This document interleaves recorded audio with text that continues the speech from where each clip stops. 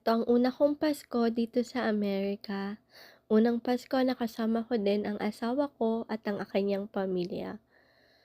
Ang tradisyon ng family niya, 25 po talaga sila nagse-celebrate ng Pasko at unang gagawin paggising ay ang pagbubukas ng regalo. So ayan, nagbukas na po kami ng regalo, isa-isa na pong binigay sa'min at ito yung simpleng regalo ko sa asawa ko. Keychain yan na may penguin, hilig niya kasi yung penguin, Pero actually may regalo din naman akong iba sa kanya. Kahit wala akong trabaho and binilhan ko siya ng regalo, oh, 'di ba? Ayan, binubuksan niya na yung regalo ko.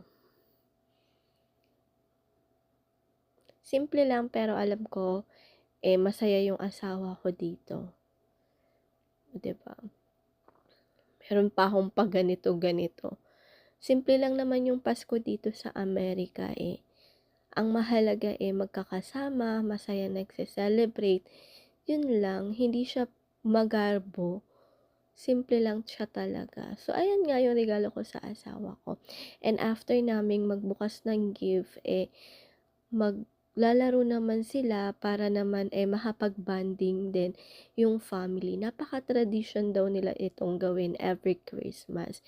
At kami naman ni ma'am ay busy sa kusina na nagluluto ng aming dinner. Yun lamang po. Merry Christmas!